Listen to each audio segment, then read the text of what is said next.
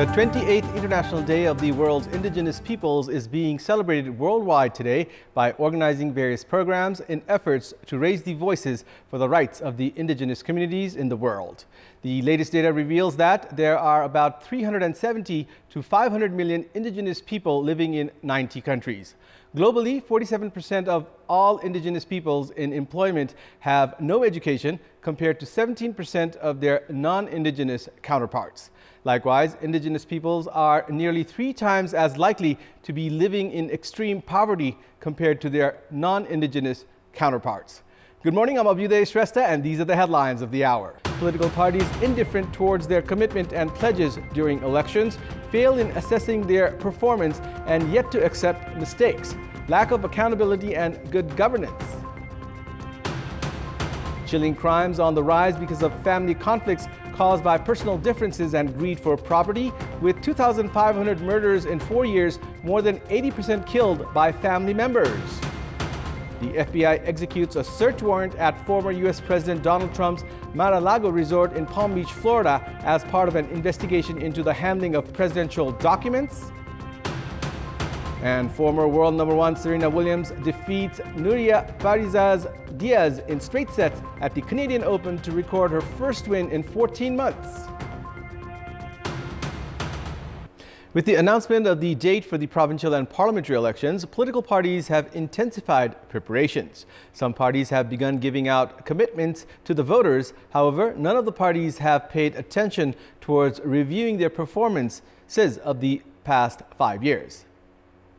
CPN UML and CPN Maoist Center, that had committed to public prosperity and stability in the previous election, despite its 2/3 majority, failed to ensure good governance and stability, and the heightened inter-party conflict resulted in the party breaking up in just 3 years. The KP Sharma Oli-led government, mired in controversies, dissolved the House of Representatives on 2 occasions and was accused to taking haphazard decisions. The 5-party alliance government, led by Nepali Congress, has no different tale to tell, as it has also failed to ensure effective implementation of the Constitution.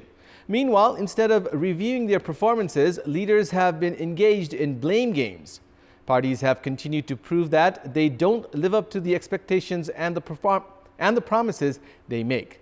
Now that the election approaches, the question remains if parties will finally make amends in their ways.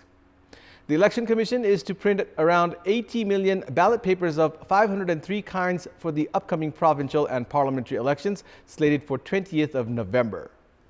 The Election Commission is to print 1 kind of ballot paper for the proportionate category of the election for the House of Representatives and 7 for provinces, 165 kinds for the direct category of the federal elections, and 330 kinds for the provinces. The Commission is to begin the printing of ballot papers from 5th of September.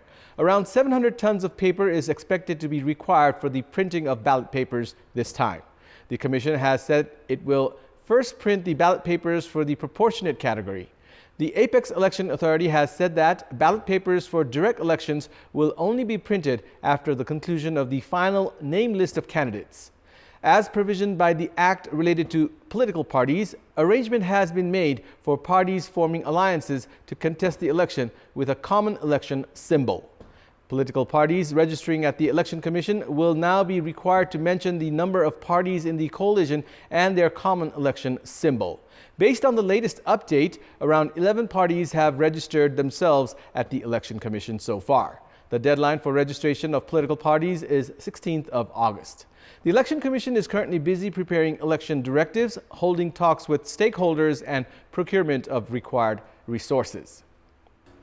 The state constitution and policies intend to ensure inclusion at all levels. However, as the country observes the 28th International Day of the World's Indigenous Peoples today, questions are rife as to whether the intended inclusion has been achieved at all. More in this report. Indigenous movements that began to ensure equality in all senses for people of the indigenous community catapulted a handful of people from the marginalized and underprivileged corners to the state mechanism. However, many from these communities have yet to feel that they have equal access to the state facilities and opportunities. Many indigenous culture and languages have yet to receive the state's recognition, and many are at the brink of extinction. While the increased presence of people from the marginalized communities at the federal, provincial, and local levels can be considered an achievement of decades of struggle, the numbers still suggest more work needs to be done. 71 of the 275-member House of Representatives and 8 of the 59-member National Assembly are from the indigenous and marginalized communities. Likewise, the number in case of provincial assemblies is 152 out of the total 550 members. The National Foundation for Development of Indigenous Nationalities estimates around 26% of indigenous population are currently holding public positions, which, among many other factors, has been attributed to the quota system. However, stakeholders say there is more to do to ensure sustainable inclusion. The indigenous population have been divided into 5 categories based on their social, economic, and political reach.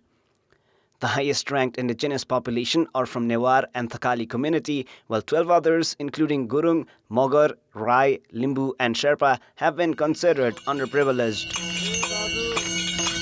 The safety of each member is at top priority for most families. However, personal differences and conflicts seem to have fueled the trend of murdering family members. Krishna Kararia and his spouse Anjali were murdered and found dead in their own home in Kohalpur last week, following which Krishna's own brother Vijay Kumar was arrested in allegation of murdering them for property. In another such chilling incident, 4 members of a family were found dead in Tarkeshwar of Kathmandu this month. Police investigations have found that Dinesh Pandey had committed suicide after murdering his children and spouse because of family conflict. 2 years ago, Sudeep Adhikari of Bhaktapur had killed his spouse and son before committing suicide after failing to pay the loan taken from a cooperative. Man Bahadur Limbu of Miklajung Panchthar had killed 9 members of his family before killing himself 3 years ago. These cases are evidence to how domestic issues and conflicts have led to increasing crimes. According to police investigations, of the 2,500 murders in the past 4 years, around 80% were committed by family members. It's time now for our segment Public Pulse, where you text us with your opinion. Public Pulse. Here's the question. What should be done to curb acts of crime caused by conflicts in the families? Your options are A. Ensure strong family bonds, B. Prioritizing psychological support, and C. Timely legal treatment. The voting is on. Type NEWS, select your option A, B, or C, and send it to 34001 to share your opinion with us. In the absence of an integrated information mechanism in the cooperative sector, an individual takes loan from several cooperatives, with the objective of eliminating the practices where individuals not paying back the loans from one cooperative receive loans from another cooperative. A cooperative's loan information center was conceptualized 5 years ago. However, working procedures for the establishment of the center are yet to be formulated. This has increased financial risks for cooperatives and depositors. Following the increase in the trend of receiving loans from a separate cooperative after failing to pay loans from other cooperatives, the government had initiated efforts to eliminate such practices. Despite the government's arrangement of grounds for the formation of an information center to facilitate the cooperatives sector 5 years ago, working procedures have yet to be formulated. Those failing to make payments of loans taken from banking and financial institutions are currently blacklisted. Banks do not issue new loans to such blacklisted debtors. However, bad debtors of one cooperative are easily receiving loans from other cooperatives, thus adding complications for the operation of cooperatives, as they are now losing public trust as well. There are around 30,000 cooperatives in Nepal with 7,374,062 members. With deposits of 477 billion rupees, cooperatives have invested around 400 billion rupees. Despite such huge investments from the sector, one cooperative is unaware about the bad debts and bad debtors of other cooperatives.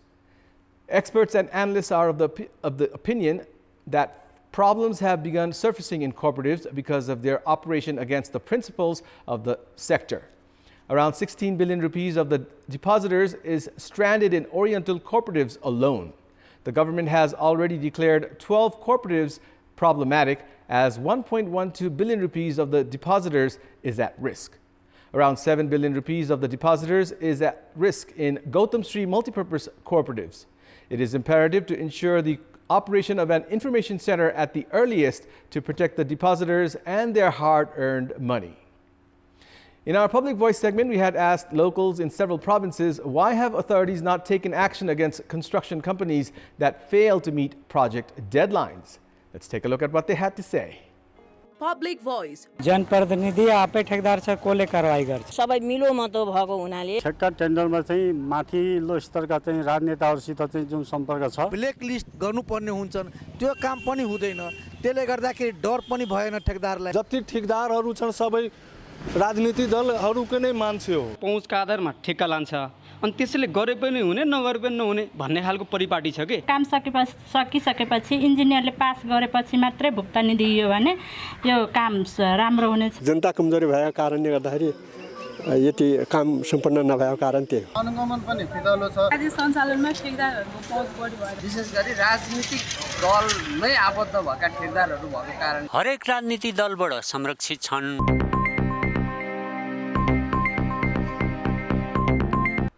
It's time now for the sports news. Sports news. Former Indian star cricketer Manoj Prabhakar was appointed as the new head coach of the Nepali cricket team yesterday. Cricket Association of Nepal CAN informed that Prabhakar and the association have signed a one-year contract. Ranji Trophy winning coach Prabhakar has played 39 test matches and 130 one-day internationals for India. In his career as a player, all-rounder Prabhakar scored 1,600 runs in test matches, 1,858 runs in ODIs and grabbed a total of 253 wickets in both formats. 59-year-old Prabhakar has the experience of coaching Indian Premier League teams Delhi Capitals and Rajasthan Royals, while he has coached Ranji Trophy teams of Delhi, Rajasthan and Uttar Pradesh Cricket Association as well. He also has the experience of working as the bowling coach of Afghanistan's national cricket team. According to CAN, Prabhakar has said that he is really looking forward to working with the Nepali cricket team to make it into a cricketing force to be reckoned with. The position of head coach had remained vacant since former coach Puvudu Dasanayake from Sri Lanka announced his resignation right after the USA and Scotland tours under the World Cricket League 2. Meanwhile, it has been confirmed that Team Nepal will be on a tour of Kenya towards the end of this month. Team Nepal is scheduled to play 5 T20 internationals and 3 ODIs against Kenya. That's all for the moment. Thank you for watching. Have a good day.